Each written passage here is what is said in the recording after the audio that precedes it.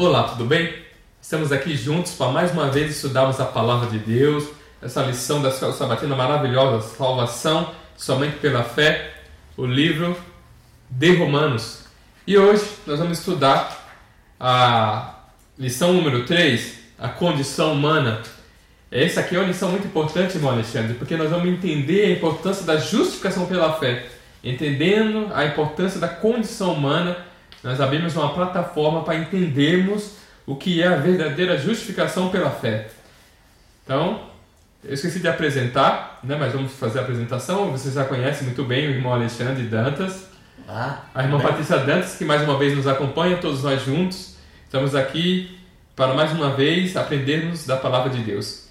Então, a condição humana, exatamente como eu estava falando, ela vai abrir entendimento para cada um de nós, vermos a importância da justificação pela fé. Eu só dou importância ao remédio quando eu vejo a gravidade da minha doença. Quando eu vou no médico, o médico diagnostica, você está com tal doença, aí você dá importância, você vê qual remédio você precisa. Então, nós bem sabemos que para o remédio contra o pecado é Cristo, né? Então, irmão Alexandre, por favor. E é bem interessante essa lição, porque vai falar da condição humana. E o verso para memorizar, a Patrícia vai ler, para nós dar o início. Todos pecaram e carecem da glória de Deus. Romanos 3, 23. Então esse é um verso bem pequeno, mas profundo. E todos pecaram.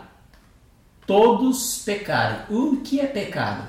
O que é pecado, Carlos? 1 João 3, todo aquele que peca também transgride a lei, porque pecado é transgressão à lei. Então 1 João 3, 4 fala que o pecado é a transgressão da lei. Amém. Interessante, né? Aí todos pecaram, ou seja, todos transgrediram a lei de Deus, né? Sim. E carecem da glória de Deus. O que seria essa glória de Deus? O que seria essa glória de Deus? Amém. A salvação por meio de Jesus Cristo.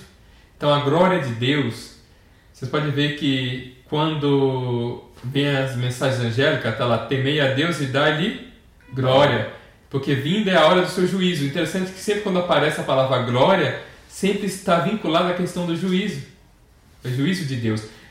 Quando Acã cometeu aquele pecado, Josué falou que dê glória a Deus, Acã. Então sempre quando aparece a palavra glória, está vinculado ao juízo. E Belsassar também, quando pecou, Daniel falou assim, você conheceu a história do seu pai e não deu glória a Deus.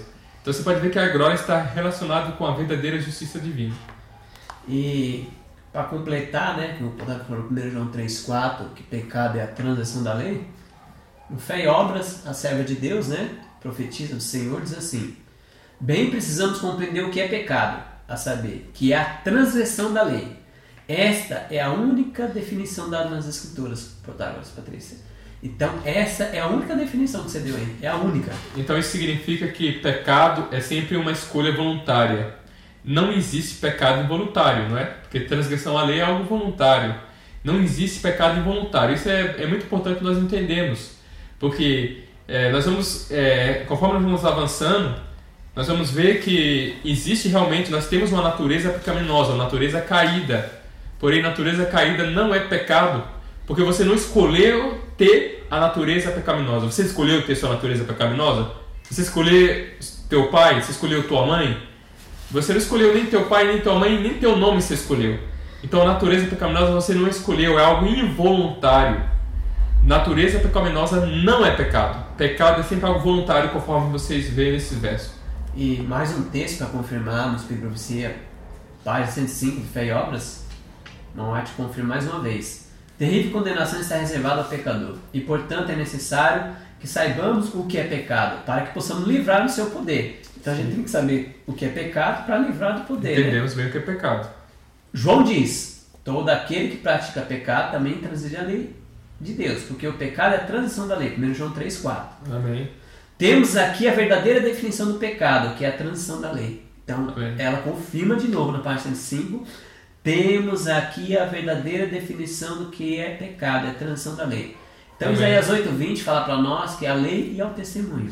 Se eles não falar conforme isso, não tem iluminação. Então se vier alguém que vai falar coisa que não está baseada na Bíblia e no Espírito de Profecia, tem que bater os dois juntinhos, pode um contradizer o outro. Certo. É o quê? Não tem iluminação. Amém. Então, no grande conflito, também confirma isso. Então é bastante texto, né? Sim. Que nos confirma que a única definição é a transição da lei. Aqui, a página 534 dessa versão, que é o conflito dos séculos, diz assim: o pecado é um intruso, por cuja presença nenhuma razão se pode dar. É misterioso, inexplicável desculpá-lo. Corresponde a condená-lo. Se para ele pudesse encontrar desculpa ou mostrar a causa para sua existência, deixaria de ser pecado, se alguém der alguma desculpa. Nossa única definição de pecado, o que é dado na palavra de Deus, é quebrantamento da lei. É o efeito de um princípio em conflito com a grande lei do amor, que é o fundamento do governo divino. Então, novamente, ela confirma que pecado é a transgressão da lei. Algo voluntário, né? Uma escolha. Quando a gente fala que é algo voluntário, muitos até nos mal interpretam, né? E falam, vocês creem que pecado é ato, então vocês creem que pecado é algo superficial. Mas não é bem isso. Quando nós falamos que pecado é ato, na verdade nós queremos dizer que pecado é uma escolha, é algo voluntário. Mesmo um pensamento. Quando Jesus fala, muito usa esse argumento que está aqui no livro de Mateus, no capítulo 5, que fala que o simples fato de você olhar para uma mulher com intenção impura, você já adulterou, né? No livro de Mateus. Ou seja, realmente, você já adulterou, mas Jesus não está falando da tentação, daqueles pensamentos que vêm na hora que você está sendo tentado, na hora que você acaricia, né, o pecado. Isso está no livro de Mateus, capítulo 5, verso 28. No verso 28 ele fala que qualquer que olhar para uma mulher com intenção impura no coração já adulterou com ela. Então, muitas vezes as pessoas usam isso para dizer, então o pecado não é um ato. Mas, de fato, o pecado, esse ato, o pensamento é um ato. Mas, de fato, é algo que fala em relação à escolha, o livre-arbítrio. Então, assim, você escolheu, quando você escolhe deixar aquele pensamento vir sobre você, então isso significa que você transgrediu a lei, porque você escolheu. Então, o que nós estamos querendo dizer com base no Assim diz o Senhor, com base nos textos, irmão Alexandre, que você acabou de ler do livro Fé e Obras e do Grande Conflito, o que nós estamos querendo dizer é que pecado é algo voluntário. Não existe pecado involuntário. Não existe, pecado é uma escolha. Então, natureza pecaminosa não é pecado, porque não é uma escolha. Natureza pecaminosa. Por isso que muitos têm a dificuldade de entender a questão da natureza humana de Cristo. Porque quando você começa a ir por não entender a verdadeira definição de pecado, aí você não consegue entender também a natureza humana de Cristo. E a gente acaba dando desculpa, né, irmãos? Porque, bom, se pecado não é ação, então... É algo involuntário, é algo inato. Isso. Se é algo inato... Então, olha só, vamos supor que eu estou sendo tentado. Eu estou sendo tentado a transgredir um dos mandamentos do Senhor. Eu estou com uma vontade terrível de fazer alguma coisa errada. E aí, vamos supor que eu estou com uma vontade terrível de comer um filé de porco, carne de porco. Eu estou com vontade.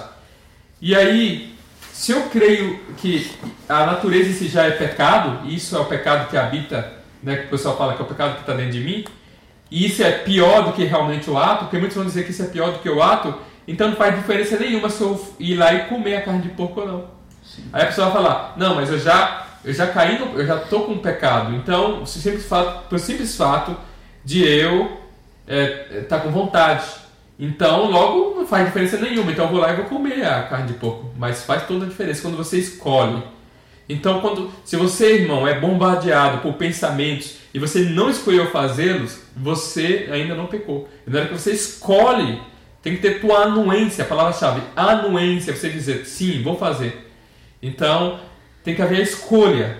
Mesmo que a sua natureza seja inclinada a fazer alguma coisa errada. Seja qual for a coisa errada. Se a sua natureza... Vamos supor que existe um homem que tem inclinação para o homossexualismo. Ele tem inclinação para o homossexualismo. Ali, se ele não praticar, não é pecado. Mas se ele acariciar nos pensamentos e nos atos, aí ele cometeu pecado. Então, se ele estiver só sendo tentado, ainda ele não está cometendo pecado. Que isso é a natureza pecaminosa. Que ela vai sendo mortificada conforme nós vamos andando com Deus. Ela vai morrendo, ela vai sendo colocada em stand-by, né? E ela vai aprendendo a ficar submissa ali. Mas, ou seja, conforme nós vamos andando com Deus. Mas o pecado é uma escolha, tem sua anuência, é transgressão à lei. Então essa natureza pecaminosa será retirada na volta de Na Jesus. volta de Jesus. Amém. Amém. Aqui no Caminho a Cristo, na página 10, porque nós entendemos que todos pecaram, ou seja, todos transgrediram a lei de Deus, né? Exatamente. E carecem da glória de Deus. Eu queria só aprofundar nessa glória de Deus, lá na página 10, que a morte fala assim. Por isso que você falou que no juízo sempre... Porque nós vamos ser julgados por isso também. Sim.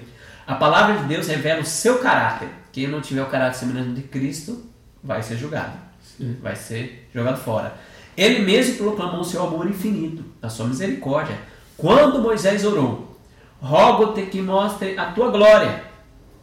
O Senhor respondeu, eu farei passar toda a minha bondade por diante de ti. Isso está em Êxodo 33, versos 18 e 19. Essa é a sua glória. Ela responde. Ele passou diante de Moisés e proclamou, eu sou eterno, o Deus eterno. Eu tenho compaixão e misericórdia, não fico irado com facilidade. A minha fidelidade e meu amor são tão grandes que não podem ser medidos. Cumpro minha promessa em milhares de gerações e perdoo o mal e o pecado. Ele é Deus que tem compaixão e misericórdia, porque tem prazer em nos mostrar para sempre o seu amor. Então, a glória de Deus é o seu caráter. A glória de Deus é o caráter de Deus. Amém. E nós precisamos, dia a dia, com Cristo Jesus, nosso caráter vai ser transformado ao caráter semelhante de Cristo. Então, quem não tiver um caráter bondoso, semelhante ao de Cristo, não vai dar o reino dos céus. Porque só tem dois senhores, né? Ou vão revelar o caráter de Cristo, amor, bondade e misericórdia, ou o caráter de Satanás, que é destruição, que é falar mal dos outros, fazer fofoca, tentar derrubar o outro, tentar matar a pessoa, né? Às vezes as pessoas pensam que matar é só matar a pessoa com um tiro. Sim. Mas com a língua a gente acaba com o caráter das pessoas, detonando as pessoas em todos os lugares, nós estamos matando as pessoas ao pouco, né? Matando. Sim, é interessante que você falou aí da glória de Deus, seu caráter de Deus. Nós entendemos que essa justiça, então, de Deus por meio de Cristo seria justiça comunicada, não é isso mesmo? Que não está, de certa forma, separada da justiça imputada. A justiça imputada, ela perdoa e nos dá o passaporte para o céu, enquanto a justiça comunicada, como o próprio livro Fé e Obras, o livro Mensagens aos Jovens, vamos dizer, que é a justiça comunicada, Deus vai nos transformar, vai comunicar a justiça que havia em Cristo em nosso coração. E revelando o seu caráter para nós. Nós vamos em fé, e nós vamos ver mais para frente, transformando em caráter, né?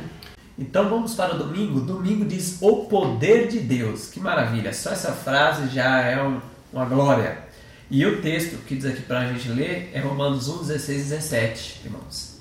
Não me envergonho do Evangelho, porque é o poder de Deus para a salvação de todo aquele que crê, primeiro do judeu e também do grego. Visto que a justiça de Deus se revela no Evangelho, de fé em fé. Como está escrito, o justo viverá pela fé. Então, como podemos entender esse texto no contexto do Evangelho, que o tema nosso é a condição humana? Como entender esse texto? Acho interessante que algumas pessoas dizem que a justificação pela fé nada mais é que uma declaração. Então eu acredito que com esse texto já cai por terra. Se justificação pela fé é uma simples declaração, você está salvo, você que se baseia na justiça somente imputada, né? Então aqui fala, não me envergonho do Evangelho, porque o poder, para mim a palavra-chave aqui, poder. Então um poder não pode ser uma simples declaração, é um poder que me salva do pecado. Quando se é feita essa pergunta, nas igrejas, né?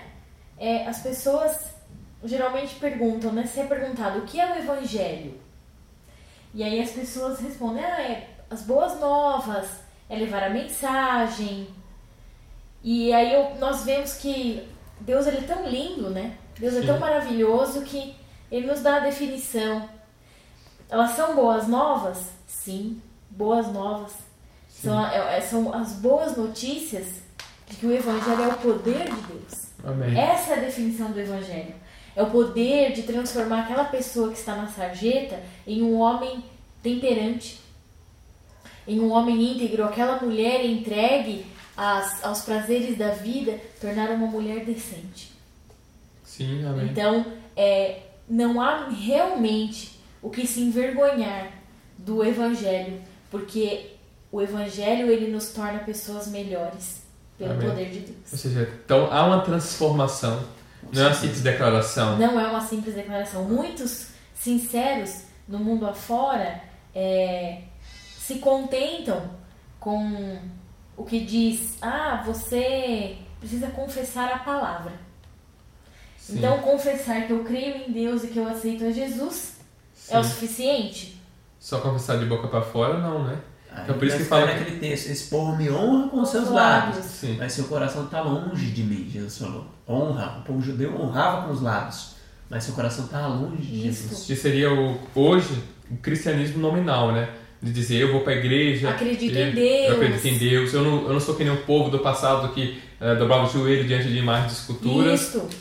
Porém, honra com os lábios, porém o coração completamente longe. E esse texto é interessante que Paulo escreveu aos Romanos. Ele vivia numa época que o cristianismo, ser cristão, causava vergonha. Você é daquela seita do Nazareno? Sim. Você é daquele pessoal lá que o seu Deus morreu numa cruz? Cadê seu Deus? Sim. Então as pessoas apanhavam, perdiam seus bens por causa. Por isso que Paulo falou: não me envergonho, porque muitos tinham vergonha. Sim. Cristão, que vergonha.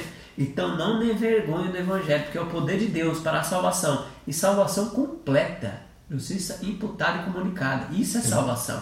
De todo aquele que nem crê. Primeiro do judeu, né? Foi dado ao judeu. Eram os oráculos de Deus, foi dado a eles. Eles eram depositários, né? E também do grego. Visto que a justiça de Deus se revela no Evangelho, de fé em fé. O que significa isso? Fé em fé. Então você vai crescendo na fé. Você, quando aceita Cristo, você não ganha uma fé total, toma. A fé vem pelo ouvir a palavra de Deus. Então aos poucos você vai crescendo em fé em fé. Isso é santificação. Então eu posso entender que fé, ele não é um sentimento? Com certeza não. É uma convicção, é confiança em Deus. A fé então seria estilo de vida. E uma confiança na palavra de Deus, não está escrito. Sim. Não um sentimento. Hoje eu estou feliz e estou com fé. Amanhã eu estou triste, estou sem fé hoje. Não é sentimento. Tanto é que Paulo estava apanhando aqui nesse contexto. Ele estava sofrendo. E ele estava gostando, não é que gostoso? Sim. Doía na carne, mas Sim. ele estava feliz porque ele estava alicerçado na palavra. Amém? Amém. Assim diz o Senhor. E para enfatizar aquilo que a Patrícia falou, em Atos dos Apóstolos, 476, Atos dos Apóstolos, o livro da serva do Senhor, diz assim: se alguém está em Cristo, é nova criatura, e as coisas velhas já passaram, eis que tudo se fez novo. 2 Coríntios 5:17. Mediante o poder de Cristo, homens e mulheres têm quebrado a cadeia dos atos pecaminosos. Olha lá. Atos pecaminosos, ou seja, só parando um pouquinho. Atos pecaminosos, ou seja, que é a escolha, algo que é... Quebrado o hábito. O hábito, exatamente. Isso. E aí tem: se alguém está em Cristo, é nova criatura, as coisas antigas já passaram, eis que se fizeram novas, segundo Coríntios 5:17. Aí continua: mediante o poder de Cristo, homens e mulheres têm quebrado a cadeia dos atos pecaminosos, têm renunciado ao egoísmo. Olha que benção. O profano tem se tornado reverente. Patrícia citou: o bêbado sóbrio, o pervertido puro. Pessoas que tinham semelhança de Satanás. Olha, que tinham semelhança de Satanás. Transformaram-se à imagem de Deus. Ou seja, tem a glória de Deus, né? Tem o caráter do Senhor Jesus. Amém. Amém por isso. Ó, essa transformação em si é em si o milagre dos milagres. Amém. Olha que milagre poderoso. Uma mudança operada pela palavra. Falei? Pela palavra de Deus, em fé e fé. A fé vem pelo ouvir a palavra de Deus. É um dos mais profundos mistérios dessa palavra. Não podemos compreender, somente podemos crer. Como que uma pessoa é transformada? Só crer. Amém. Conforme declara a Escritura, que é Cristo em vós, esperança da glória. Colossenses 1:27. Então você vê como a pessoa é transformada e as pessoas olham para ele: mas como é que pode isso, gente?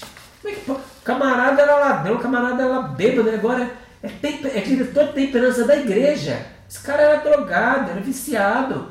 Como é que pode isso? E aí é só crer mesmo, é o milagre dos milagres. E é um milagre que as pessoas não têm como ir contra. Elas podem ir até contra seus argumentos. Não, é mentira. Tá errado. Isso aí sabe, você fala, mas uma vida coerente, como que ela vai contradizer? Uma vida santa, coerente. Muito se fala que hoje não existem mais os milagres dos quais Jesus fazia em seu tempo. Sim. E nós podemos entender, sim, que hoje existem milagres. Amém. O milagre da transformação de uma pessoa é um milagre que pode ser considerado sem sombra de dúvidas. Amém. Não é só aquele de levantar mortos, literalmente, mas sim levantar e erguer aqueles ossos secos, como na visão de Ezequiel. Sim. As ofensas do pecado, né? Que é uma das coisas mais faladas no tempo que nós estamos vivendo é reavivamento e reforma. E o que é reavivamento e reforma, se não isso? Você realmente, a vida ser transformado, que é a reforma, mas motivado pelo amor, pela convicção, motivado pela submissão a Deus, mas de coração. Amém. Isso é o reavivamento e reforma. Quando eu me submeto ao Criador, quando eu quero amá-lo, eu quero aprender a amá-lo. E por isso eu quero fazer as reformas porque eu amo. Eu aprendi a amar o Criador. Não é porque eu tenho que parar de comer carne, eu tenho que parar de comer isso. Eu vi uma pessoa uma vez falando, uma pessoa perguntou para outra, o que eu perco quando eu me batizo? O que eu ganho? Ele perguntou por que eu ganho.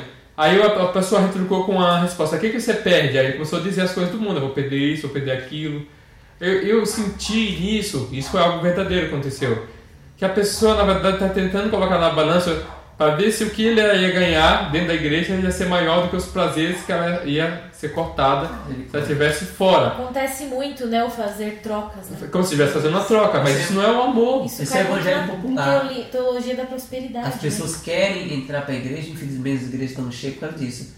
Querem ganhar coisas. Elas querem perder o quê? Eu não quero ir para o inferno, eu quero ir para a igreja, que aí eu vou ganhar coisa. Sim. Eu vou ganhar o céu, eu vou devolver o dízimo, porque diz que vai derramar chuva de bênção sobre mim, Malaquias.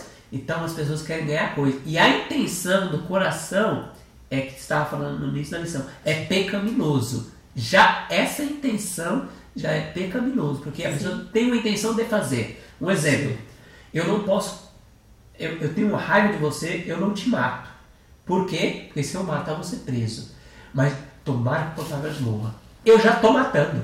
Para Deus eu matei. Sim. Então a lei, por isso que Jesus veio abrir a lei de Deus. Não é só eu cair com a mulher em adultério. É se eu olhar, eu olho de novo, gostei, e penso, eu já caí com ela. Porque eu só não faço isso por causa das circunstâncias, não me deixam. Você entendeu? Por isso que Jesus falou, já transcendiu a lei de Deus. Só a intenção.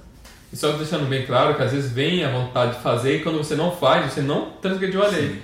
É isso que é bom deixar claro. Que às vezes Satanás, ele mexe, já que você já transgrediu, então consuma o pecado. Sim. Não, irmãos, tem uma diferença muito grande. Se você é tentado a fazer alguma coisa, isso não é pecado. Sim. É só na hora que você cede à tentação.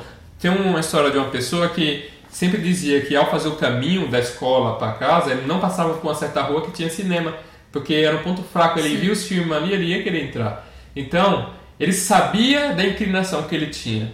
Ao saber da inclinação que ele tinha, ele passava por outro local para não ser tentado por aquilo.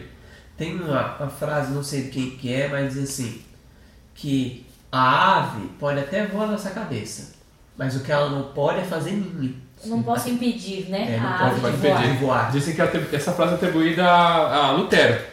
É atribuída a ele. Então o Evangelho é o poder de Deus para a salvação completa, justiça imputada e comunicada. É o reavivamento e a reforma. Eu gostaria de ler um comentário de Ellen White, Nossa Alta Vocação, na página 115, e nos diz algo importante sobre aquela questão que nós estávamos comentando, sobre a questão dos sentimentos, né? Sim. Hoje eu estou feliz, então estou bem. Hoje eu não estou feliz, então não estou bem com Deus, estou fraco. É muito mais do que isso, a fé. A fé não é um feliz impulso de sentimento. É simplesmente pegar a Deus na palavra. Crer que Ele cumprirá suas promessas porque disse que o faria. Amém. Esperemos em Deus, nele confiemos e descansemos em suas promessas. Quer nos sintamos contentes, quer não. Uma boa emoção não é prova de sermos filhos de Deus, nem os sentimentos inquietos, perturbados, desconcertantes são inícios de que não somos. Vamos às Escrituras e peguemos inteligentemente a Deus em sua palavra. Compramos as condições e creiamos que Ele nos aceitará por filhos. Não sejamos incrédulos, mas crentes. Amém. Amém. Louvado seja o nome de Deus. Então, fé, aqui falou, fé não é um feliz impulso de sentimento, é simplesmente pegar a Deus, a palavra, se apegar a Deus na palavra, crer que Ele cumprirá a sua promessa, porque Ele disse que o faria. Amém. Então, fé, irmão Potários, é eu crer que eu posso vencer em Cristo Jesus todas as coisas, em Cristo que me fortalece. Mesmo contra todas as situações, né? Mostram contra, né? Exatamente. Mas Porque a adversidade mostra contra, mas eu creio, posso todas as coisas em Cristo que me fortalece, então eu creio, eu posso, Senhor, então eu avanço. Isso tem que crer. E aí fala assim, não sejamos incrédulos, mas crente, crê que tudo é possível. Sim. É possível uma pessoa andar sobre as águas hoje, naturalmente, eu andar em Mariporã? Não. Mas, pela palavra de Jesus, venha. O que Pedro fez? Olhou fixamente Jesus falou, eu creio na palavra dele. Pôs o pé, como é que ficou? Essa água como um mármore, duro. Sim. E ele andou sobre as águas. Amém. E quando ele duvidou, ele afundou e Jesus ainda fala, homem de pequena fé, por que duvidaste? Então ele perdeu a fé ali. Amém. Então a fé é poderosa. Amém? Amém. Amém. Louvado seja Deus por isso, né? Então nós entendemos então que temos que se apegar a Deus, né? Pela palavra. Pela palavra de Deus, confiando em Deus, estamos firmes nessa confiança, porque quando nós olhamos para os grandes nomes da fé do passado, eles foram queimados vivos. Então, se fé fosse sentimento, no meio da fogueira, você pode, não estou sentindo bem, então não tenho fé. Então, muitas vezes, o nosso sentimento nos trai. Mas a confiança em Deus é algo tão maravilhosa, confiança na palavra. Por exemplo, o pecado de Eva foi desconfiança na palavra. Deus simplesmente falou, não coma desse fruto. Deus não colocou ali um cheiro ruim no fruto. Deus não colocou uma aparência ruim no fruto para causar repulsa só de olhar. Porque existe comida que hoje só de você olhar você causa uma repulsa, né, do seu organismo. Mesmo que aquele alimento seja um alimento bom. Às vezes o gosto, que nem um remédio, às vezes você toma, é uma repulsa, dá vontade de cuspir, jogar fora. Porque é como se a sua natureza estivesse dizendo que aquilo não é bom.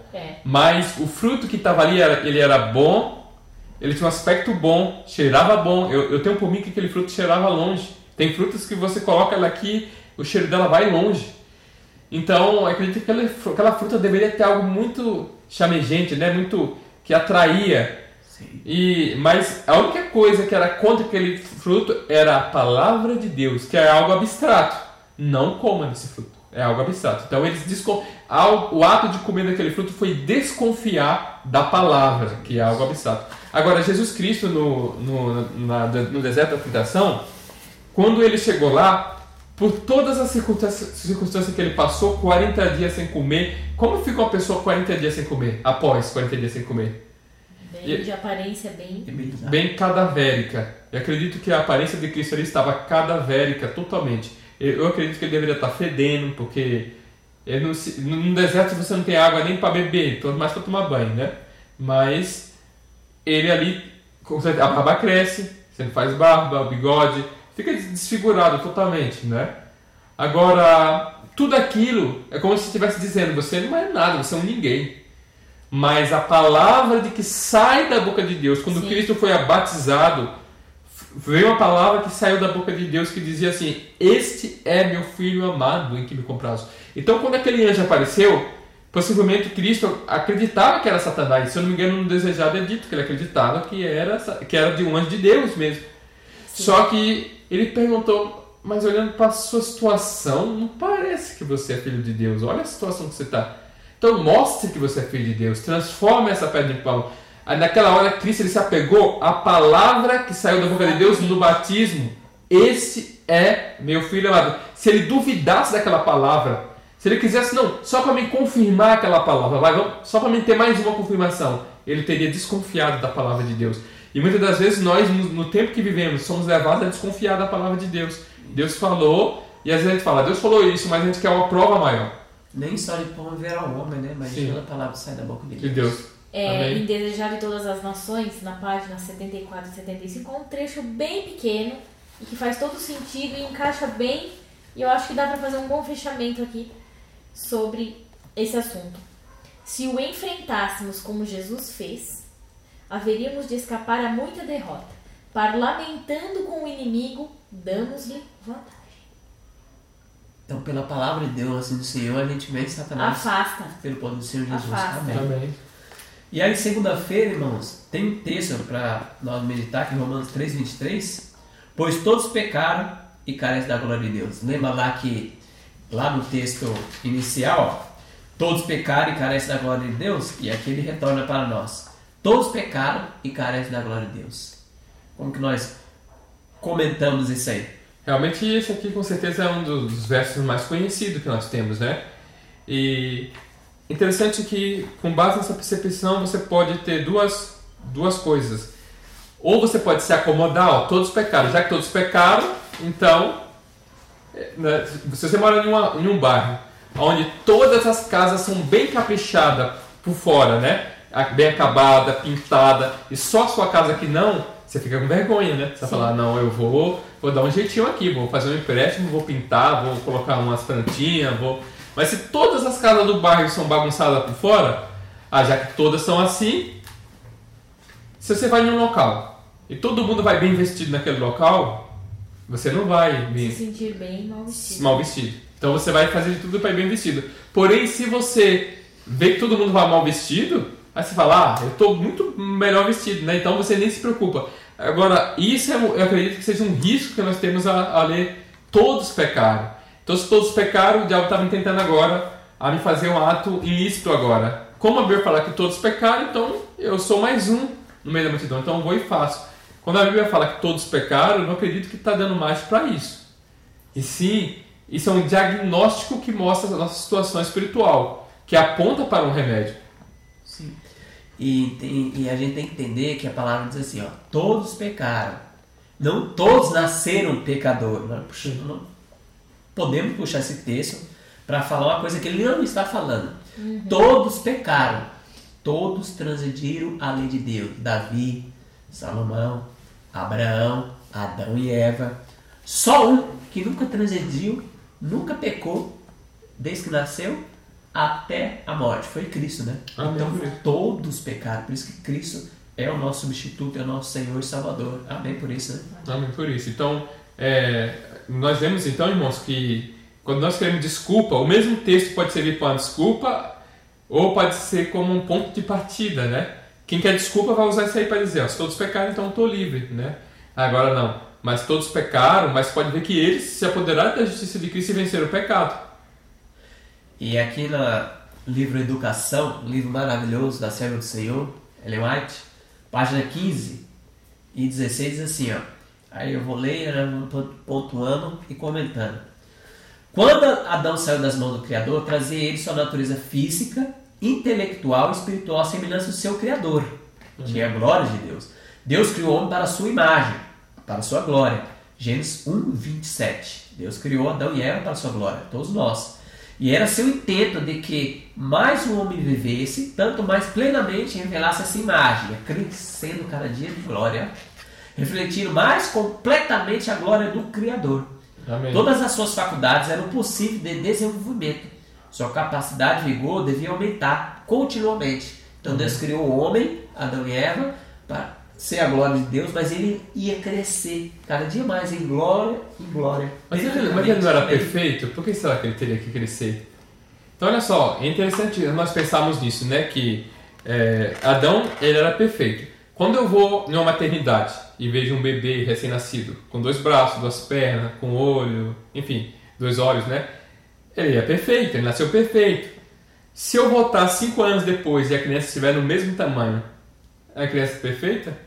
Existe uma imperfeição, porque deu algum problema, deu alguma doença. Sim. Então isso você vê que é uma perfeição que não é estática. É uma perfeição. E você sabe com base em que essa perfeição não é estática? Porque, irmãos, essa perfeição é baseada nas escolhas. Quando Adão saiu das mãos do Criador, ele era perfeito moralmente falando, mas ele nunca teve a oportunidade de escolher. Agora, a partir do momento que ele teve a oportunidade de escolher, e ele ia escolhendo obedecer ao Criador, aí ele está crescendo nessa perfeição. Entendeu? Então é baseado na escolha. Nossa escolha. E continuando aqui, então o homem foi criado para a glória de Deus, né?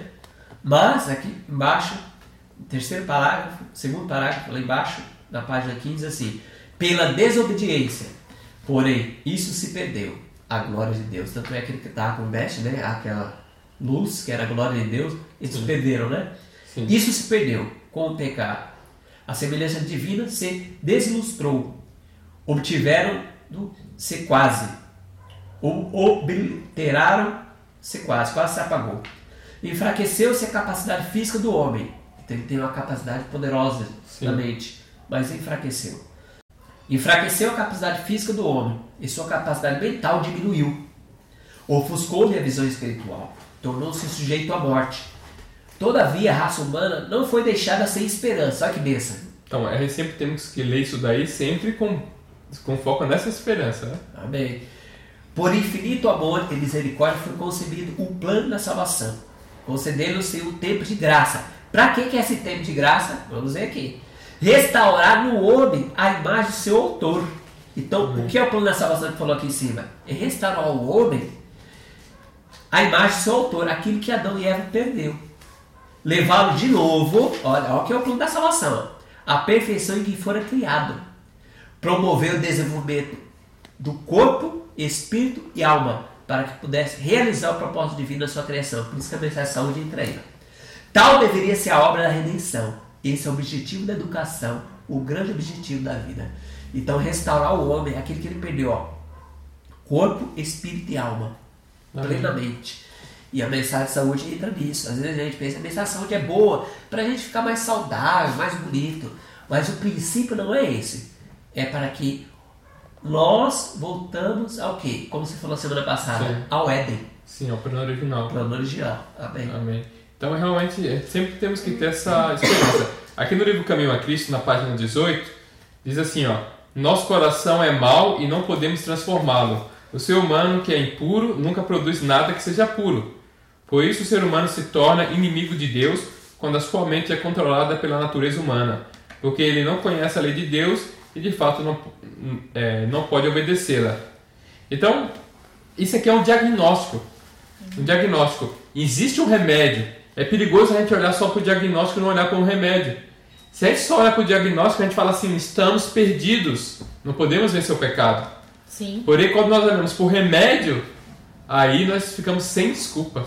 Né? Então aqui é sempre bem. Um livro muito bom para entender essa epístola de Romanos, com certeza é o livro Caminho a Cristo.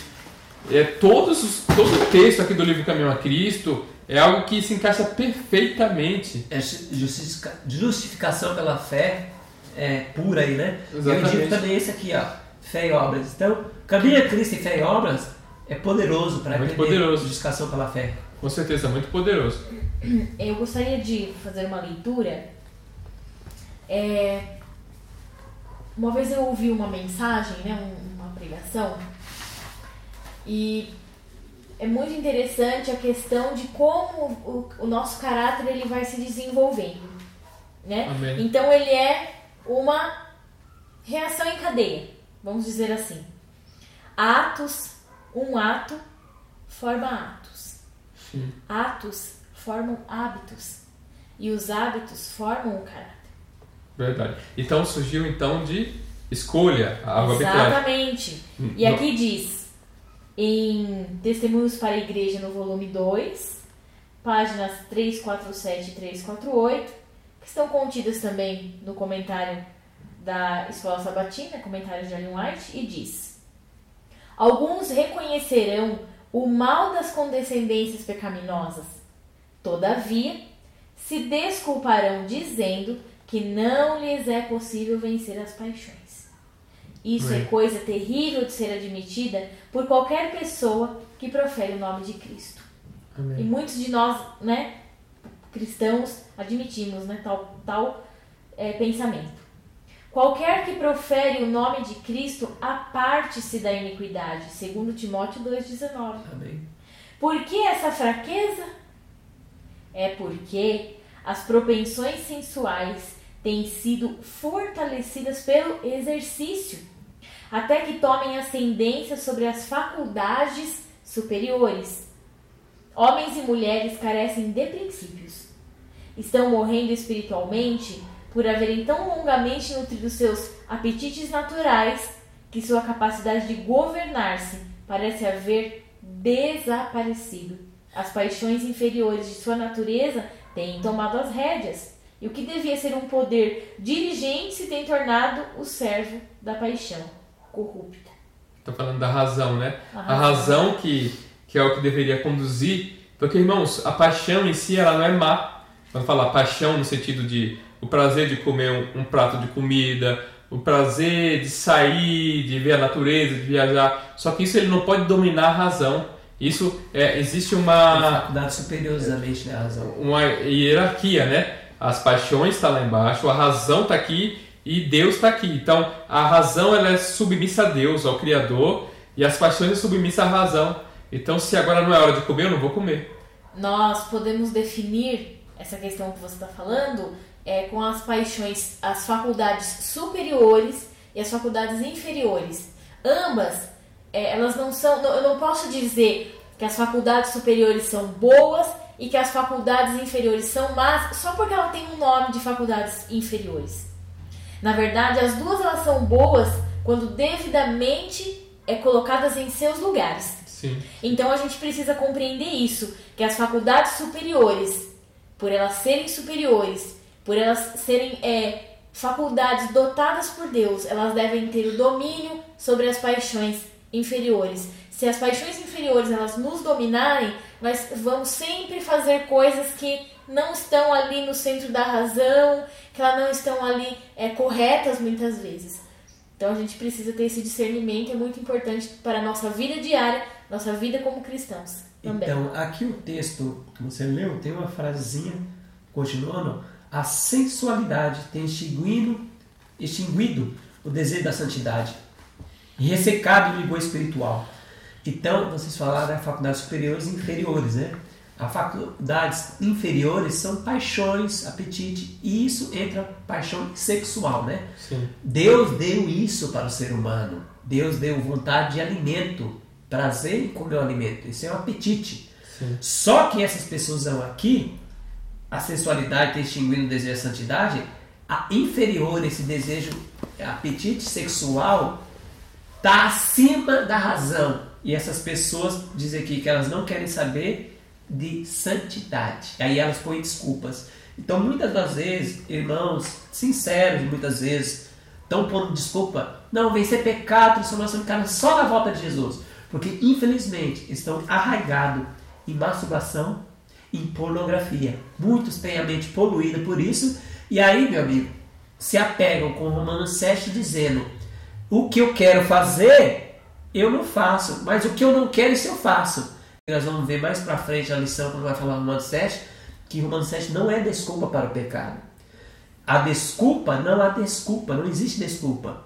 Em Cristo há poder totalmente de eu ter uma mente santa, mente pura. Exato. E a palavra de Deus fala que eu posso ter a mente de Cristo. Mente, caráter e personalidade, volume 1 e 2, o livro da Mão Arte, fala que nós podemos ter a mente de Cristo e podemos vencer os maus pensamentos. Leia esse livro, meus irmãos, em nome de Jesus, é Psicologia de Cristo. Amém? Quando temos esse pensamento, nós vamos olhar toda e qualquer pessoa com uma aquisição do sangue de Cristo. Amém. Amém. Nós vamos olhar para ela com o desejo de sempre ajudá-la, orar por ela. E mesmo que ela não queira, Sim. você estar sempre ali disposto para ser solícito, para servir.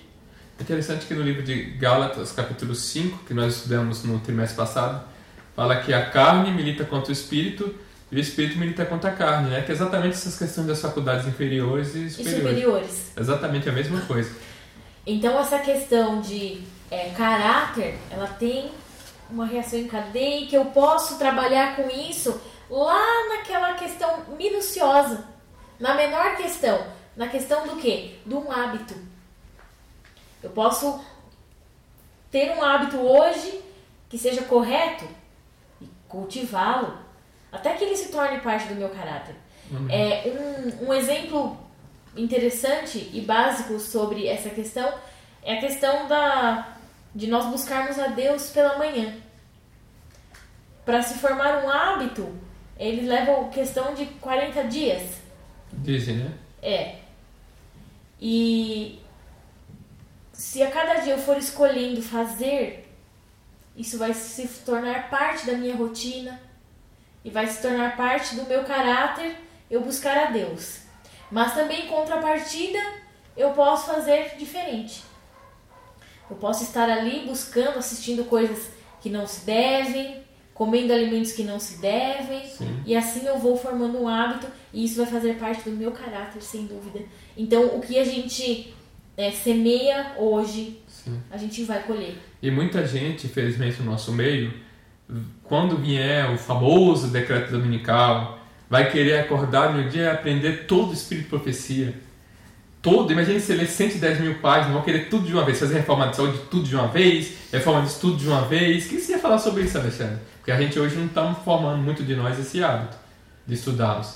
Aí eu responderia o seguinte, Potaga: se hoje ouvir a sua voz, a voz do Senhor Jesus, Sim. não endureça o vosso coração. Então, hoje é o tempo, não é para amanhã. Não tem essa de fazer o futuro. Daqui 3 anos eu vou fazer isso, daqui Sim. 4 anos eu vou fazer isso. É hoje. Nós não podemos contar nossa vida um segundo da frente. É só Deus que sabe. Deus é poderoso, né? Amém, só Ele mesmo. E Romanos, a pergunta 3, está falando para nós ler Romanos 3, né? De 10 a 18. Que na minha Bíblia está escrito assim, ó. Verso 10. Como está escrito: não há justo nenhum sequer. Não há quem entenda, não há quem busque a Deus. Todos se extraviaram. A uma se fizeram inúteis. Não há quem faça o bem. Não há nem um sequer. A garganta deles é um sepulcro aberto com a língua. Urdem engano. Veneno de víbora está nos seus lábios. A boca eles têm cheia de maldição e de amargura. São os seus pés velozes para derramar o sangue. Nos seus caminhos a destruição e miséria. Desconheceram o caminho da paz. Não há temor de Deus diante de seus olhos. Aí eu faço uma pergunta para os irmãos: alguma coisa mudou hoje? Isso está escrito uma pessoa que aceitou a Cristo ou uma pessoa que é sem Cristo? Sem Cristo. Com certeza. Não mudou hoje porque o gênero humano continua sendo o mesmo de outrora. Sim. É isso que acontece. É por isso que isso faz sentido. Ao nosso redor nós podemos ver toda a situação onde o mundo se encontra. A situação em que as pessoas, o comportamento que elas têm. Eu gosto de dar um exemplo que aconteceu quando houve aquela greve dos policiais no Espírito Santo. Sim, muito famoso, né, esse evento. Muito famoso esse evento, ele marcou muito esse ano. E você via ali que lojas eram quebradas, eram saqueadas, e aconteceu aquela coisa, e pessoas até diziam, né? Pessoas que acompanham as séries deram em entrevista: isso aqui tá parecendo Walking Dead. Sim. Uma série que tem. E quem fez isso eram pessoas honestas Era socialmente. isso o ponto onde eu queria chegar. Eram pessoas que trabalhavam, não tinham assim seus antecedentes. Sim, pessoas legal. consideradas normais, Socialmente pessoas consideradas civilizadas. Sim. E aí o que acontece? Você percebe que o que separa uma pessoa da vontade dela para o desejo de fazer e para o ato é a oportunidade. Tudo é oportunidade. Isso nos deixa bem claro, irmãos, saber o que nos aguarda no tempo do fim. Isso tudo, essas pequenas coisas, nos mostra o que nos aguarda. Né? Quando você, por exemplo, vai estudar uma guerra, isso quem estuda psicologia gosta muito de estudar esse assunto, uma guerra, pessoas que eram ali honestas, socialmente falando, no meio da guerra, por causa de comida, fazia coisas, atrocidades terríveis, né? E a desculpa era: precisa comer, precisa alimentar o filho. Muitos estavam no exército de Hitler simplesmente porque ele precisa de comida. Então a pessoa faz maldades, ela denuncia o irmão que está do lado. Perde a razão. Perde, exatamente. Então assim, isso aqui está se referindo à natureza humana. Uma pessoa uma vez me falou que a história se repete exatamente porque as paixões humanas são as mesmas. Por isso que a história se repete. A Bíblia sempre tem que ter estudada submetendo um texto à totalidade, né? Então aqui está se referindo à humanidade longe de Deus, não a humanidade com Deus. Então sem Cristo não temos justiça, né? Sim. Sem Cristo a gente não busca Deus, sem Cristo não fazemos o bem, nossa língua é enganosa, sem Cristo só fala coisa perversa, derramando sangue. Então esse texto não é desculpa para um cristão. Um cristão fala, tá vendo, essa é a minha natureza. A pessoa faz errado, tá vendo, não tem jeito. Alguns pegam esse texto aqui, ó, 3:10, né? Romano 3, não há justo, nenhum sequer. Tá vendo, irmão, não há nenhum justo. Aqui está falando que não há nenhum justo, nem sua própria justiça, porque todas as nossas justiças são como um trapo de imundiça, né? Ou seja, todos os nossos atos fazemos sem Cristo é imundo. Então não há um justo sequer em si mesmo. Adão, como nós vimos antes, era justo em si mesmo. Não precisava de ajuda exterior. Sim, já em si ele foi criado para a glória de Deus, ele foi criado adultos, né? Perfeitos. Então, aqui não é uma desculpa para o ser humano dizer, tá vendo? Não há um justo nenhum sequer, irmão, não há. Porque a palavra de Deus fala que não era justo. Não é um justo sequer, então a Bíblia se contradiz. Por isso que você fala que nós temos que estudar a totalidade, né? Sim. Então não há um justo sequer na sua própria justiça. Com certeza. Então não há desculpa. Tinha um texto aqui, ó, que alguns pegam a desculpa que eu nasci pecador, irmão, a natureza é pecaminosa, não tem jeito, né? Eu nasci desse jeito mesmo. Aí a página 179, mensagem escolhida, volume 3, diz aqui, 2 trechos de sermão pregado em Minneapolis. Louvado seja Deus. Agora, o que desejamos apresentar irmão Arte falando, como podeis avançar na vida divina ouvindo muitas desculpas? Não posso viver de acordo com isto ou aquilo. Então as pessoas dão desculpa. Eu nasci com a natureza pecaminosa, sou pecador, não justo nenhum sequer. E aí começa a dar desculpa, né? O que quereis dizer com isso ou aquilo? Quereis dizer que foi efetuado sacrifício imperfeito para a raça caída no Calvário? Que nós não é concedido suficiente graça e poder para que possamos desvencilhar-nos dos próprios defeitos e tendências naturais? Que não foi dado um Salvador perfeito? É uma pergunta. Vocês querem dar desculpa? Não foi dado um Salvador perfeito? Ou quereis exprobar a Deus? Bem, vós dizeis, foi o pecado de Adão. Então ele põe desculpa. Eu sou pecado, não foi Adão, eu caí, né? Foi o pecado de Adão. Dizeis também, não sou culpado disso, eu não sou responsável por sua culpa e queda. Há todas essas tendências naturais em mim. É em mim, irmão. Está em mim, não tem jeito. Eu não mereço ser censurado se procedo de acordo com essas tendências naturais. Quem merece ser culpado? É Deus? É uma pergunta. Exatamente. Então, quem é culpado? É Deus? Será que Deus é culpado então? Não. Se eu, como Adão e Eva, a Eva caiu e disse que foi quem? Foi a serpente. Sim. E Adão falou, a mulher que tu me deste. Ou seja, então, mas essa é a acusação de Satanás, na verdade, né? A acusação de Satanás é que o homem não consegue guardar a lei de Deus. E, na verdade, ele está querendo dizer que Deus é o culpado de todas as coisas. E quando nós usamos a doutrina do pecado original de Agostinho, nós queremos colocar a culpa em Adão. Né? Para Adão, colocar em Deus. Então, seria essa a sequência, né? A culpa não é minha. A culpa é sua por você ter sua natureza? Não é. Então a culpa é de quem? É de Adão. O problema da doutrina do pecado original é não fazer separação entre natureza pecaminosa e pecado. Sim. Porque ele vai dizer que o pecado é consequência automática, como se você não tivesse livre-arbítrio. É consequência automática de você ter uma natureza pecaminosa. Se é uma consequência automática, então a culpa, como você não escolheu ter uma natureza pecaminosa, então você praticamente não escolhe o pecado. E esse dogma do pecado original leva o quê? A predestinação. Interessante às vezes ver Agostinho de Hipona, né? Por que ele formulou esse dogma do pecado original? Porque ele tinha tendências sexuais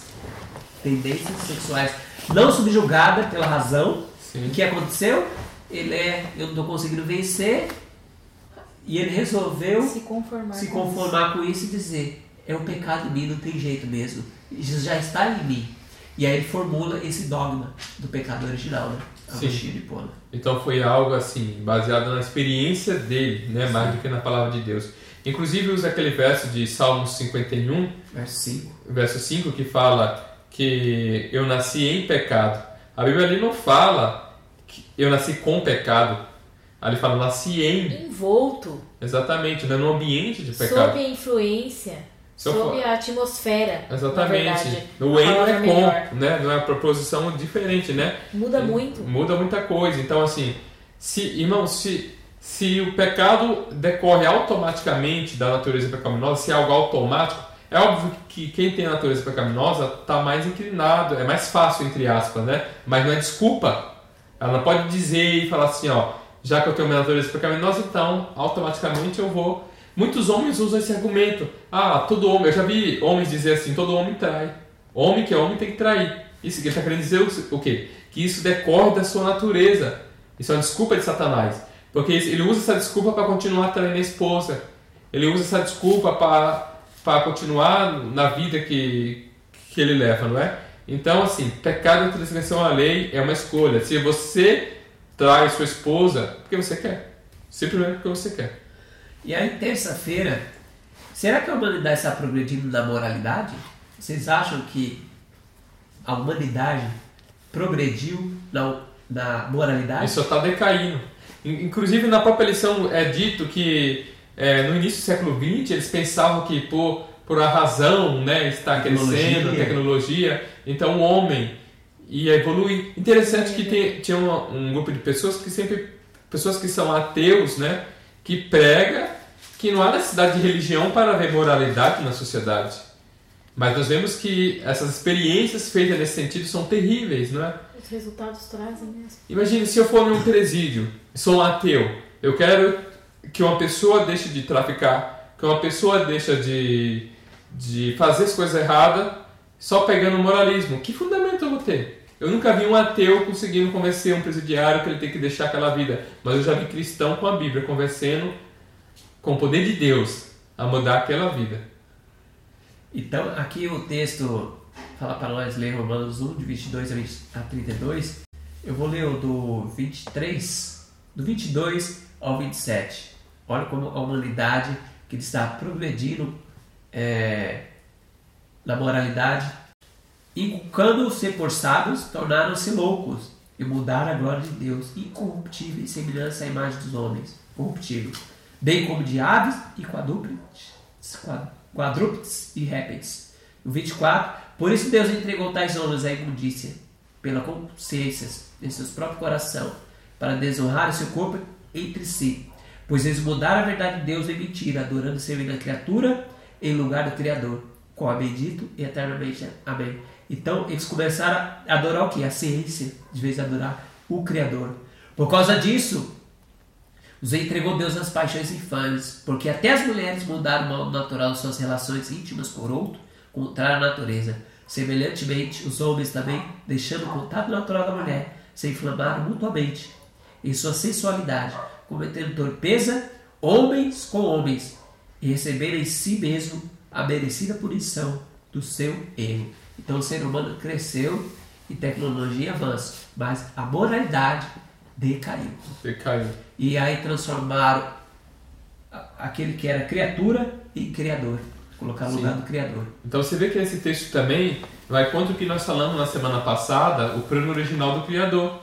A gente tem um plano original do Criador em Gênesis capítulo 1, Gênesis capítulo 2, porém Satanás ele se desvirtua o plano original, né? Então ele inventa casamentos contrário assim diz o Senhor, ele inventa alimentos contrário assim diz o Senhor. Um dia que não é o sábado do Exatamente. Senhor. Pode ver que realmente é basicamente isso. Quando os antediluvianos mesmo foram destruídos, havia violência na terra, eles passaram a comer carne de animais que eles não comiam e não tinha tido ordem ainda para comer. Então, basicamente, é ir contra o plano original do Criador.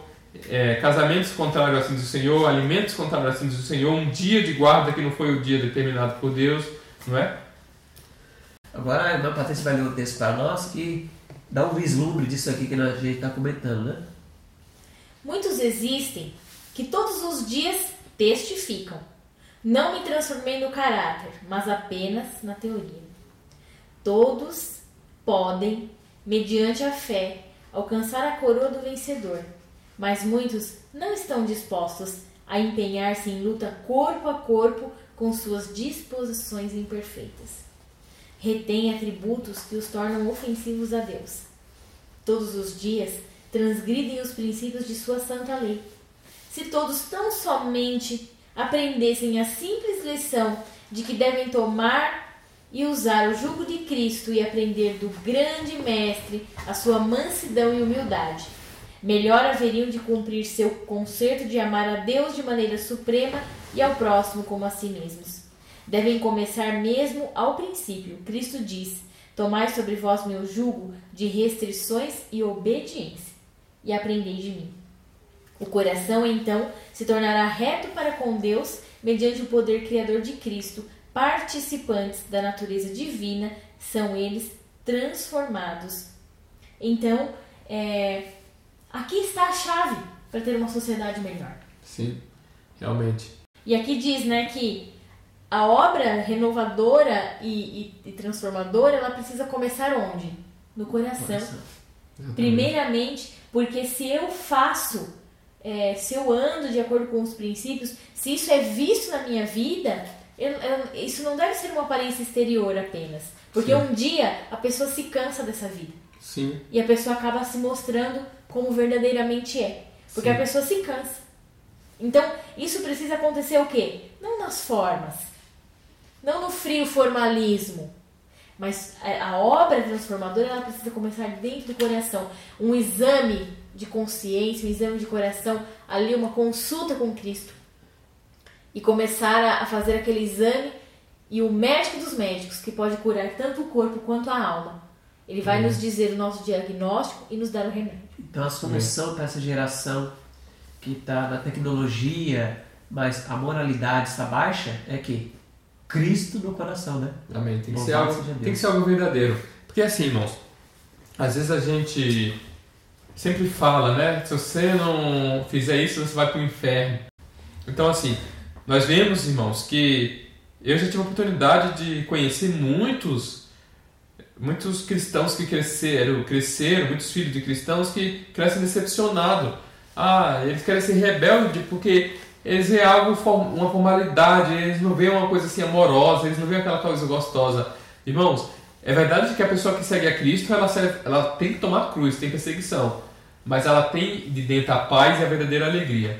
Quando nós olhamos a história dos valdenses, quem quiser olhar pode ler no Grande Conflito, né? Vocês vão ver que eles passaram por muitas aflições, mas eu tenho certeza que eles eram o povo mais feliz que existiam na Terra. Eles eram os mais felizes que existiam. E quando você vê, você fica maravilhado. Quando eu ouço a história, toda vez que eu ouço a história de pessoas como os valdenses, de pessoas como Giovanni, que escreveu o livro O Peregrino, eu fico maravilhado, muito maravilhado. Só que às vezes a gente fica maravilhado, mas a gente não quer seguir a receita que a pessoa seguiu, não é? Para termos a vitória que a pessoa teve. Eles viviam pela fé, eles tiveram que deixar suas casas na cidade, eles tiveram que trabalhar de maneira penosa, eles tiveram que viver com muito pouco, comer muito pouco, muitas das vezes. Enfim, então eles tiveram uma vida de privação, mas o foco principal deles é viver pelo assim diz o Senhor. Eu acredito que às vezes nós admiramos muito eles, mas nós não estamos dispostos a abandonar, a viver exatamente as privações que eles viveram. E aí quarta-feira diz o que os judeus e gentios têm em comum. Uma das coisas que a gente leu, né? Todos pecaram e destituídos está da glória de Deus. Então gentios e judeus, todos pecaram. Então estão nivelados nesse texto, né? Todos pecaram. E aí as pessoas... o que os judeus e gentios têm em comum, que eles precisam de quê agora? Do quê? De Cristo. Da justiça de Cristo. Por mais que os judeus tenham um pouquinho mais de luz do que os gentios nesse contexto aqui, cada um vai ser julgado conforme a luz que tem, não é mesmo? Então assim, a receita é uma só. Isso vem do Jardim do Éden, quando nem judeu existia, que é Cristo, aquele cordeiro que foi morto, que virou vestes, né, para Adão e para Eva, simbolizando que a justiça de Cristo é uma justiça... como é que eu posso usar uma palavra? Em contrapartida com as folhas de figueira que eles tinham usado para tapar a nudez dele, que simboliza a justiça própria, essas folhas de figueira, elas iam apodrecer, mostrando que a justiça deles não ia levar eles muito longe. Enquanto que ela era mais perene, a veste feita de um cabrito, né? De um cordeiro. Então isso mostra a justiça de Cristo como algo eficaz, conforme está no livro de Hebreus. Então os gentios e os judeus igualmente culpados no juízo de Deus, né? Porque todos pecaram, todos estão, se não aceitar Cristo não há desculpa. Então Romanos 2, de 1 a 3, aqui para nós. Portanto é indesculpável o homem quando julgas quem quer que seja, porque no seu julgar a outro, a ti mesmo te condenas, pois pratica as próprias coisas que condena. Então se a gente julga o outro, ó, está fazendo isso, e cai no mesmo pecado, o que a gente está fazendo? Aquilo que a gente falou, então cai nas mesmas coisas que a gente condena. Bem, sabemos que o juízo de Deus é segundo a verdade, contra os que praticam tais coisas. Então o julgamento de Deus é verdade, ninguém ali vai dar desculpa. Tu, homem, verso 3, que condena os que praticam tais coisas e faz as mesmas, pensa que te livrará do juízo de Deus? Só porque é filho de Abraão? Só porque é adventista vai se livrar do juízo de Deus? Os judeus tinham esse pensamento, né?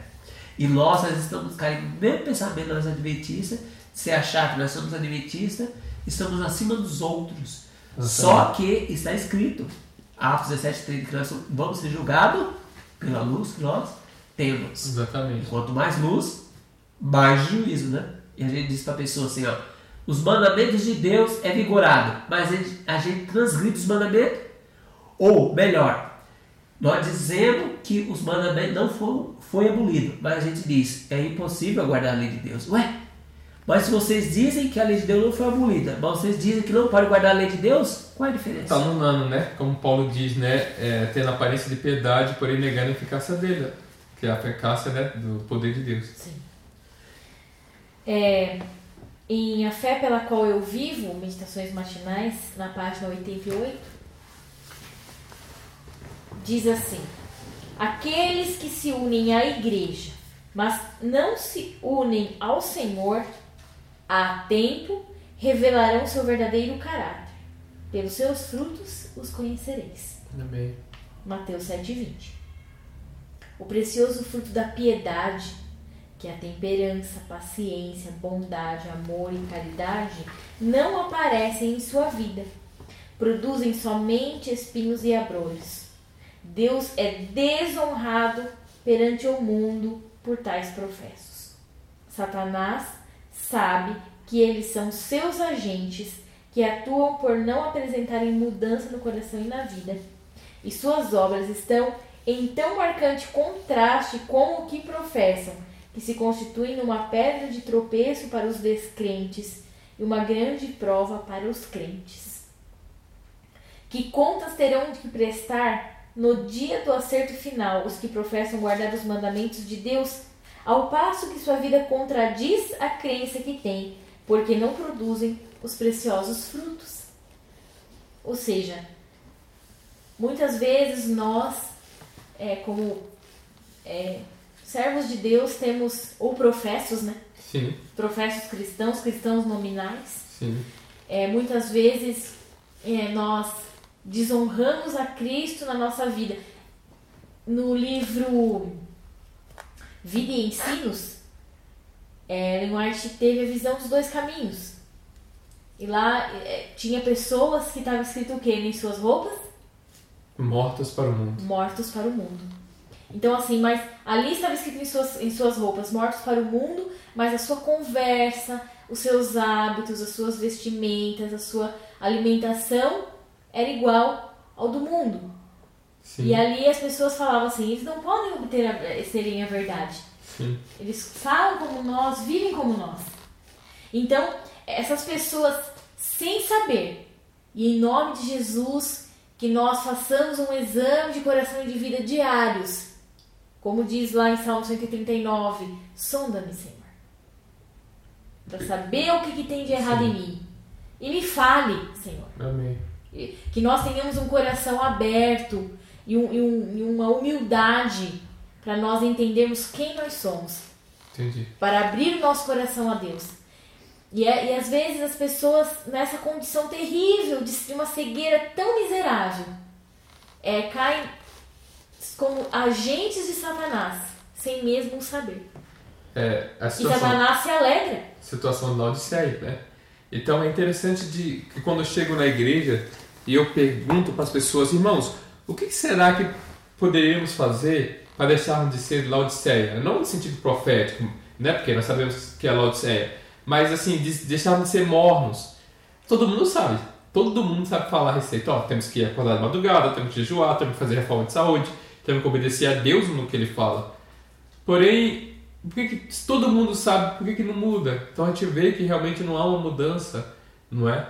Então, assim, eu acredito que tem algumas pessoas que quando nós pregamos sobre várias coisas, vida no campo, reforma de saúde, algumas pessoas, uma ou duas, dá ouvido e faz.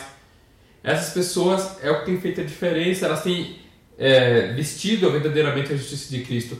E eu creio que em relação aos eventos finais, são poucas as pessoas que vão participar da chuva serolha, são poucas as pessoas em relação ao número que nós temos de membros, exatamente por causa disso, porque poucas dão ouvido a querer fazer, porque uma coisa está na teoria, de nós sabemos o que está faltando, outra coisa é a prática, entendeu? Por isso que eu falo, nós admiramos a vida de Hus, nós admiramos a vida dos valdenses, mas na hora que é apresentado para nós um plano, que nem foi nos apresentado, né? Então a gente pensa duas vezes, será mesmo ir para o campo? Ter que pegar na enxada, debaixo do sol, será mesmo?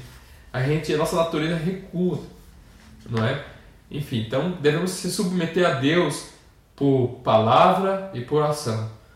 Então aqui no texto, a Patrícia leu, no finalzinho, tem a Paulo Vivo 88, que contas terão que prestar no dia do auxílio final os que professam guardar os mandamentos de Deus, ao passo que sua vida contradiz a crença que tem, porque não produzem os preciosos frutos. Então, se na minha igreja diz a doutrina é assim, o ensinamento é assim, Sim. e eu não vivo de acordo com aquilo, o que vai acontecer? Romanos 2:1 que eu li, portanto, é indesculpável o homem quando julgas quem quer que seja, porque se eu julgar a outro, a ti mesmo, te condena, pois pratica as próprias coisas que condena. Então nós dizemos assim, não terá imagem de escultura, não terá outros deuses diante de mim. Os 10 mandamentos está escrito. E nós professa isso, né? Os 10 mandamentos. Fulano tem outra imagem de escultura. Fulano é idólatra. Olha como eles são idólatras. E nós começamos a idolatrar pessoas, líderes, cantores. Quanto de nós, olhando para nós mesmos adventistas, não existe essa idolatria a cantores, a líderes. Tudo o que eles fizerem, eu vou fazer. Isso é idolatria. Sim. Então aquilo que a gente condena, nós caímos nas mesmas coisas. Que Deus tem misericórdia de nós. Amém. Sim, exatamente. Ou um clube de futebol, por exemplo, as pessoas vão louvar, cantar, né? No estádio. Eu acredito que é da mesma forma. Você citou até o ídolo das nações. O que é? O futebol. 2 horas a gente fica plantado ali, ouvindo, assistindo um futebol. E quanto tempo a gente passa com a palavra de Deus? E aí, será que nós estamos idolatrando isso, o futebol? Fulano e tal custou 20 milhões. 20 milhões uma pessoa custou. Então a gente começa a idolatrar isso. Olha, o jogador tal foi vendido por 20 milhões. Irmão, pode ser uma coisa dessa? Um ser humano ser vendido por 20 milhões? Uma que o ser humano não vale, né? Sim. Não vale nada. Vale o sangue de Cristo. Aqueles que aceitar Cristo é o sangue de Cristo precioso. Quantas pessoas podem ser alimentadas com 20 milhões? Nós damos aval a isso. Aval ao futebol. Dando influência, assistindo e dando influência a esse tipo de coisa. Misericórdia, que Deus tem misericórdia. Exatamente. E isso é uma questão que a gente acabou de falar, da questão da moralidade. Século XXI não está muito diferente, né? É verdade. E aí, quinta-feira, diz que o Evangelho e o arrependimento. Então, o que faz o Evangelho e nós para que nós possamos se arrepender? O que traz esse arrependimento? No livro Desejar Todas as Nações, a profeta do Senhor fala, eu não lembro bem a página, né? Depois a gente pode colocar, que a justiça de Cristo, ela não é uma capa para encobrir pecados não confessados, ela não é. Então, mas ela é um princípio que rege a vida, o caráter, entendeu? Então é esse princípio, como foi dito, não é uma declaração, mas é aquilo que eu falei, né? Eu já tive a oportunidade de conhecer pessoas que são alegres, felizes, por causa de Cristo ter morrido por elas. E às vezes até eu falo, Senhor, eu quero ter uma intimidade maior com o Senhor, igual essa pessoa. E, irmãos, uma pessoa que vive assim é que nem Paulo. O que Paulo fala lá? Que ele considerou tudo como o quê? Como esterco, né? Então o que é esterco? É fezes. Ele considerou tudo como fezes mesmo. E quanto isso, não é coisas assim... A gente pensa que são coisas extravagantes, mas não é não. São coisas normais que todo mundo na vida querem ter, não é mesmo? Mas se é algo que é algo normal, não é pecado ter um emprego, não é pecado ter uma casa, né? Mas se isso me atrapalha meu relacionamento com Deus, tem que ser colocado de lado. E aí Romanos 2,4 diz aqui para nós, ó, o que traz o arrependimento. Ou despreza a riqueza da sua bondade e tolerância e longanimidade, ignorando que a bondade de Deus é que te conduz ao arrependimento. Então o amor de Deus nos constrange e nos leva a se arrepender. Então se a gente quando a gente aceita Cristo Jesus, a gente andava no mundo fazendo todas aquelas coisas terríveis. Sim. Quando nós chegamos na presença de Deus, a gente é envergonhado, o Espírito Santo nos envergonha. As nossas vestes, a gente andava mostrando o corpo na rua, e aí quando nós aceitamos Cristo, a gente se sente envergonhado. A gente fica com vergonha. Não, Deus, não posso fazer isso, que vergonha. A gente comia de tudo, era palhaço, bagunceiro, irreverente. E agora quando a gente chega perto de Cristo, isso nos envergonha. Meu passado, olha que vergonha que eu era, meu Deus. Eu tinha essa idolatria do futebol, corria em estádio. Oh Deus, quanto dinheiro eu não gastei, isso me envergonha. E aí eu começo a não praticar mais, por amor a Cristo. Porque o amor dele nos constrange. Amém. E no livro Caminho a Cristo também, é dito que uma pessoa ela não precisa estar arrependida para ir confessar. Tem muitas pessoas que ficam esperando se sentir melhor para poder ir para Cristo. Não, você tem que ir do jeito que você está. É óbvio que você não vai continuar do jeito que está. Você vê que Satanás sempre confunde as coisas, né?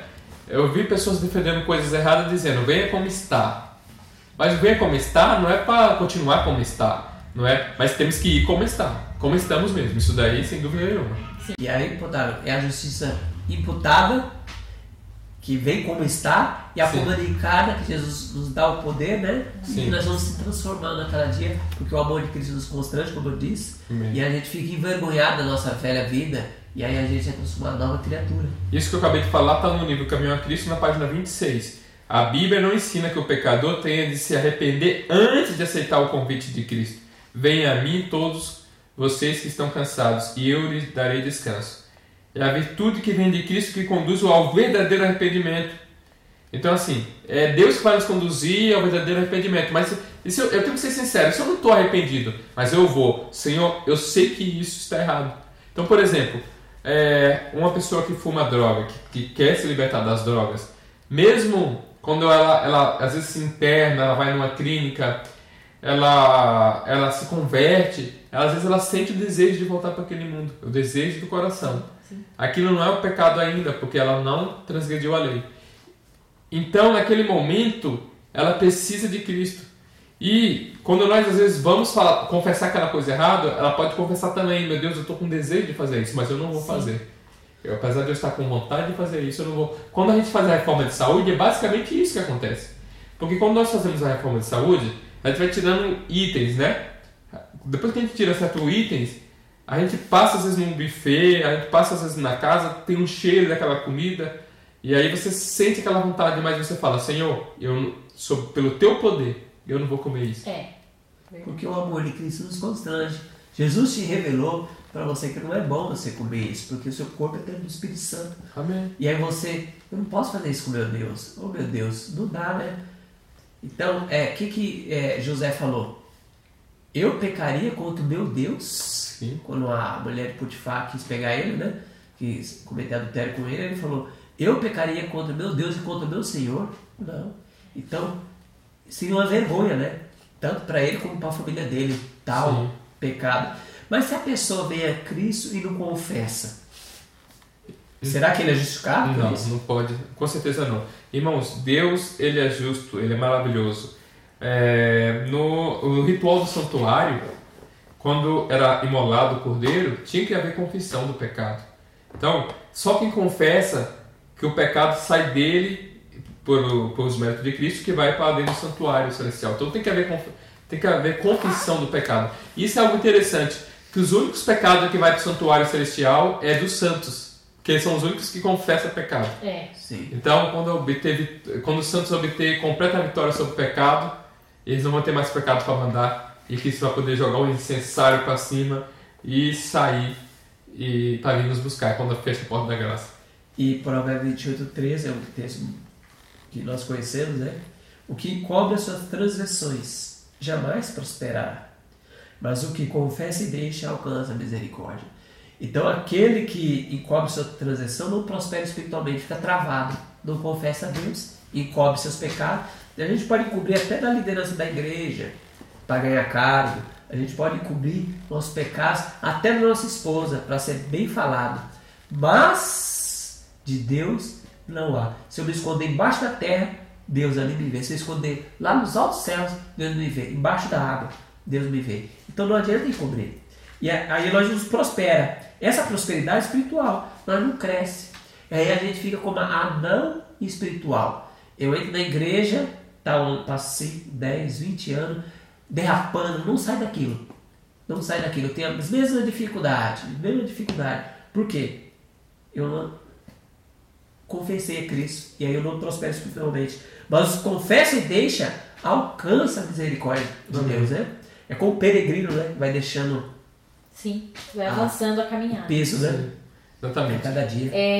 Aqui na lição tem um trecho interessante que as nossas obras por nós mesmos, elas não nos salvam, né? Sim. Mas assim, o nosso esforço ele faz parte da nossa experiência da salvação. Sem ter o esforço, sem dúvida nenhuma. Senão, todo mundo seria salvo. É difícil entender como alguém pode ler a Bíblia e sair com a ideia de que obras e atos não têm importância nenhuma. O verdadeiro arrependimento, o que vem voluntariamente do coração, sempre será seguido por uma determinação de vencer e abandonar as coisas das quais precisamos nos arrepender. Amém. O livro Caminho a Cristo, ele nos diz o quê? Que o arrependimento é a tristeza pelo pecado e o abandono do mesmo. Nós não conseguimos obtê-lo por nós mesmos, mas é o Espírito Santo que nos dá o dom do perdão e nos dá o dom do arrependimento. Amém. Que Deus nos ajude a sempre ter em mente essa questão e sempre estar em humilhação, em humildade perante Deus, né? Amém. E em Testemunhos para Ministros e Obreiros Evangélicos, página 145, diz que Deus não pode suportar a presença do pecado. Essa é a coisa que sua alma aborrece. Mesmo os anjos que estavam ao redor do seu trono, a quem ele amava, mas que não conservaram seu primeiro estado de lealdade, Deus expulsou do céu com seu guia rebelde. A santidade é o fundamento do trono de Deus. O oposto da santidade é o pecado. O pecado crucificou o Filho de Deus.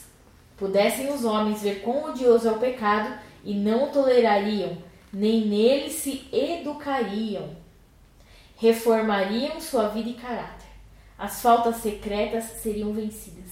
Se vocês quiserem ser santos no céu, primeiramente precisa ser santos na terra. Comentário na lição da Escola Sabatina, né, de Ellen White. E eu acredito muito que essas reflexões nos vêm para o nosso progresso espiritual. Amém. E aí, comentando aquele texto, novamente, Provérbios 28:13, esse livro maravilhoso da Ellen White, o Grande Conflito, né? Que esse título é o Conflito do Sexo, é o antigo. Na página 529, o grande juízo de investigação. E todos os adventistas devem ler esse livro, porque 500 anos de reforma dia 31, né? Certo. Então, fala sobre a reforma, esse livro maravilhoso. E ela comenta, Provérbios 28:13, ó. Se os que escondem e desculpam suas faltas pudessem ver como Satanás exulta sobre eles, como escarnece de Cristo e os santos anjos pelo procedimento deles, então Satanás escarnece de Cristo pelo nosso procedimento. Apressar-se-iam a confessar seus pecados e deixá-los. Por meio dos defeitos do caráter, Satanás trabalha para obter domínio da mente toda E sabe que se esses defeitos forem acariciados, não confessa, não deixa, será bem sucedido. Portanto, está constantemente procurando, Satanás, olha o que ele está constantemente procurando, enganar os seguidores de Cristo com seu fatal sofisma, irmão. Qual é o fatal sofisma deles? Que ele é impossível vencer. Isso é um fatal sofisma de Satanás. Mas Jesus apresenta em seu favor suas mãos feridas, seu corpo moído, e declara a todos que desejam segui-lo: a minha graça te basta. Olha, a minha graça te basta, o meu poder te basta. O poder de salvação completo, imputado e comunicado. 2 Coríntios 12, verso 9. Tomai sobre vós o meu jugo, e aprendei de mim, que eu sou manso e humilde de coração. Encontrarei descanso para as vossas almas, porque o meu jugo é suave, meu fardo é leve. Mateus 11, 29 e 30. Ninguém, pois, considere incurável seus defeitos de caráter. Deus dará fé para vencê-los. Amém. Olha que poder, irmão. Então Jesus dá poder para nós vencer. E o fatal sofisma de Satanás, o que é? É impossível vencer. Ou seja, então a terceira mensagem angélica, os eventos finais, né? Está tudo vinculado a exatamente isso. Então quando nós sermos transformados, igualzinho está aí, nós vamos levar essa mensagem para o mundo. Amém. A mensagem que é possível sim viver em harmonia com os céus. É possível sim. Então isso está totalmente ligado, a santidade está totalmente ligado com os eventos finais. É um erro separarmos, né? Então por isso que nós falamos da última geração, a geração que dá um checkmate pelo poder, não pelo poder dela, mas pelo poder de Deus. Deus dá o checkmate, usando a última geração, vitória sobre pelo pecado. E aí sabe por quê, irmão Potássio? Porque continuando aqui, ó, vai falar do quê? Por isso que a nossa mensagem Adventista do Santuário é o único que tem. E é uma mensagem poderosa, porque ó, vivemos hoje no grande dia de expiação. Sim. Desde 1844 para cá, né? Daniel 8,14, até 2:30 tarde de manhã o santuário seria purificado. No cerimonial típico, enquanto o sumo sacerdote fazia expiação por Israel, exigia de todos que afligisse a alma pelo arrependimento do pecado e pela humilhação perante o Senhor, para que não acontecesse ser estipado dentre o povo. Então quem não chegasse em contrição perante Israel lá no dia de Yom Kippur, né, era estipado do povo. De igual modo, todos quando desejem que seu nome seja conservado no livro da vida hoje, deve agora, nos poucos dias de graça que restam, afligir a alma diante de Deus em tristeza pelo pecado e em arrependimento verdadeiro. Amém. Isso Então, é para os nossos dias, se hoje ouvir a minha voz. Então nós temos que fazer o mesmo que eles faziam lá Sim. em Israel, né? Ó, deve haver um exame de coração profundo e fiel. O Sim. espírito leviano e frívolo, alimentado por tantos cristãos, professa, deve ser deixado, tem que ser deixado antes da volta de Jesus. Há uma luta intensa diante de todos. Os que desejam subjugar as más tendências, que porfiam pelo predomínio. A obra de preparação é uma obra individual. Não somos salvos em grupo, não somos salvos pela igreja, todo mundo junto na igreja, é individual. A pureza e devoção de um não suprirá a falta dessa qualidade em outro.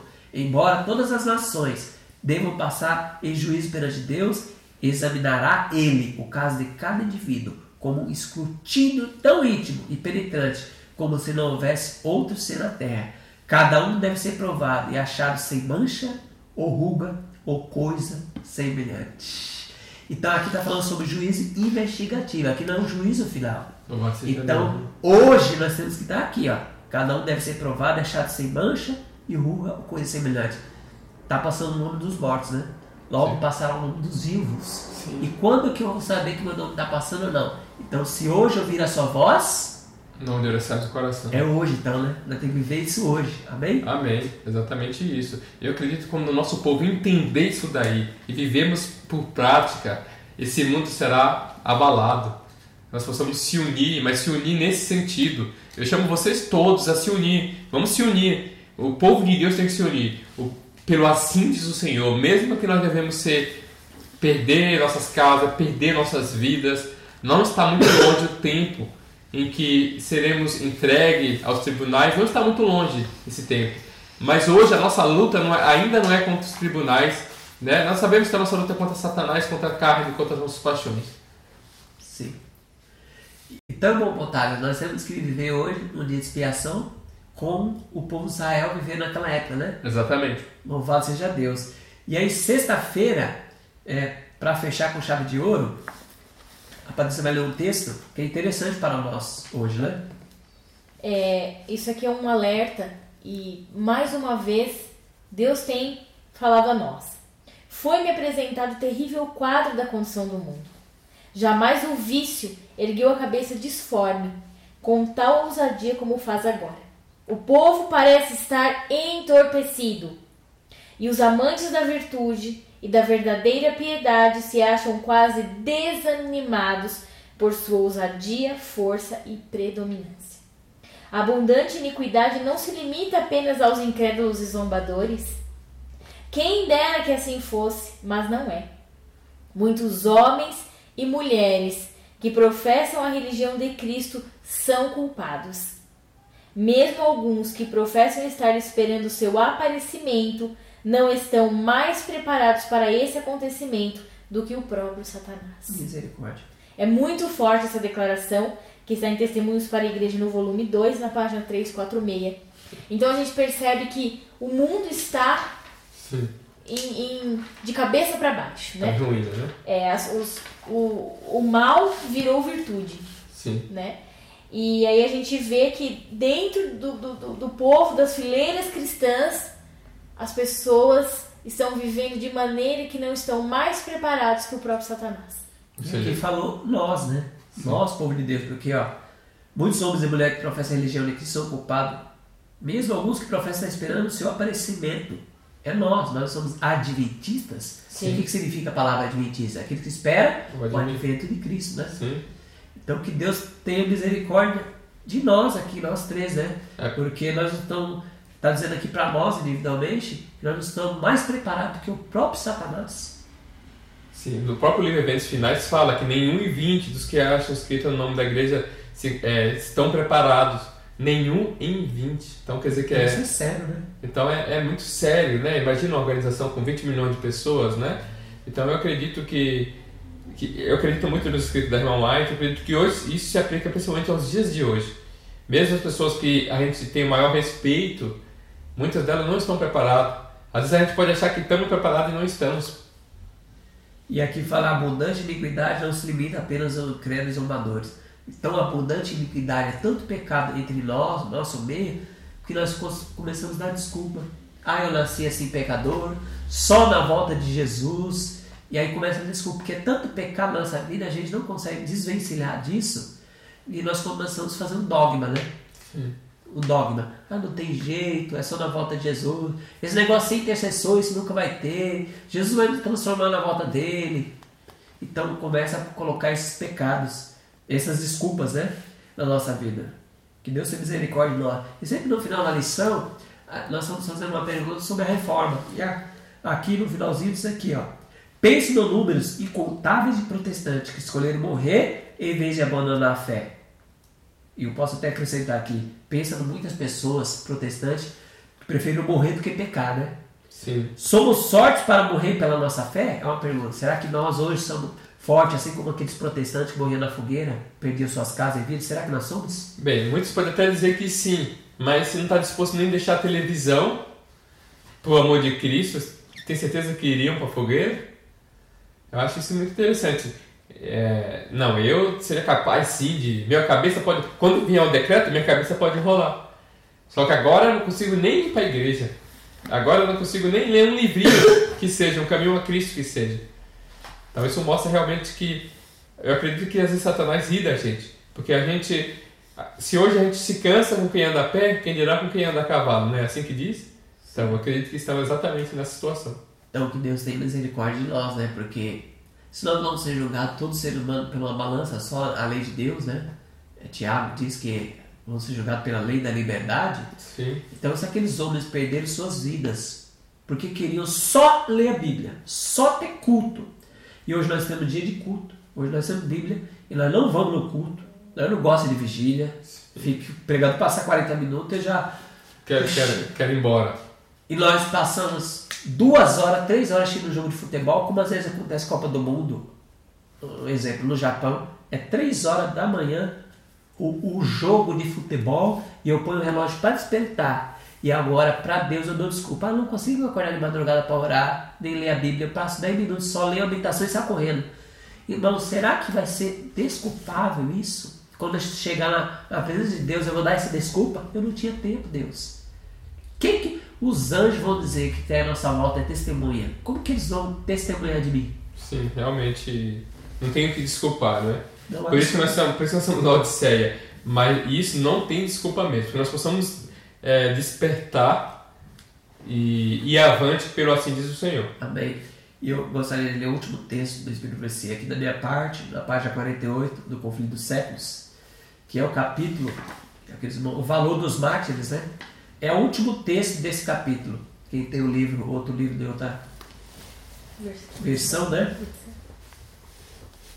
Há outra questão mais importante que deveria ocupar a atenção das igrejas de hoje. O apóstolo São Paulo declara que todos que fielmente querem viver em Cristo Jesus padecerão perseguição. Segundo Timóteo 3,12.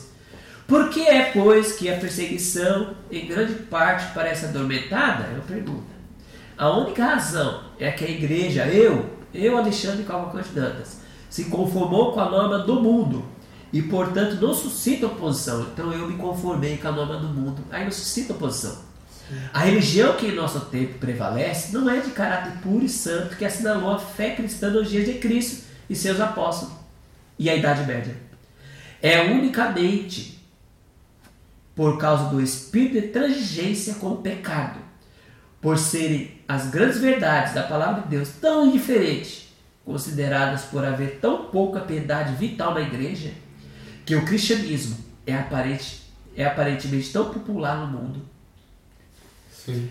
Haja o reavivamento da fé e poder da primitiva igreja, que o espírito de opressão reviverá, acendendo os fogos da perseguição. Então, por que a perseguição hoje?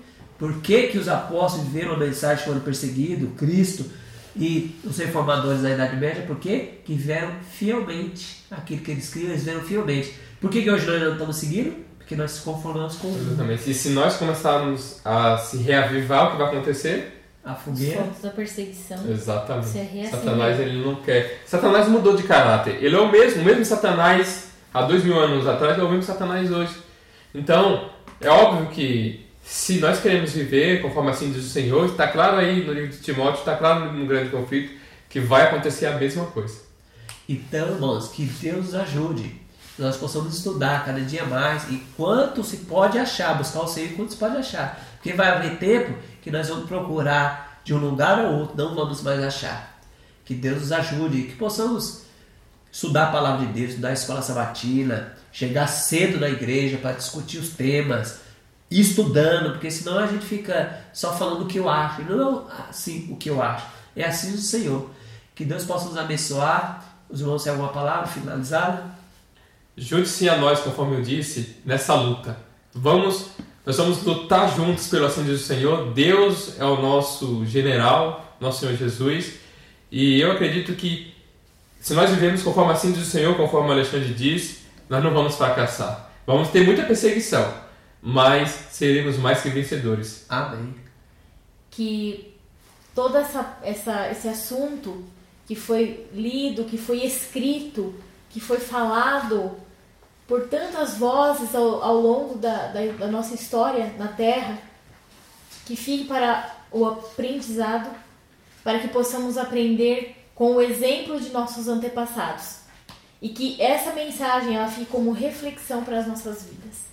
O que eu tenho sido, o que eu tenho feito e o que Deus quer de mim.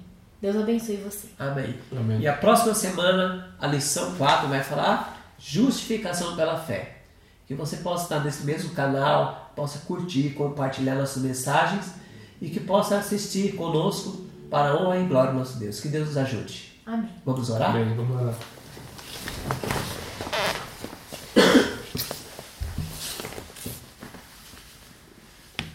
Te agradecemos, Senhor, pela oportunidade de estarmos reunidos em liberdade para usufruirmos da Tua palavra. Amém, meu Deus. Que ela venha, Senhor Deus, fluir em nossas vidas como rios de água viva.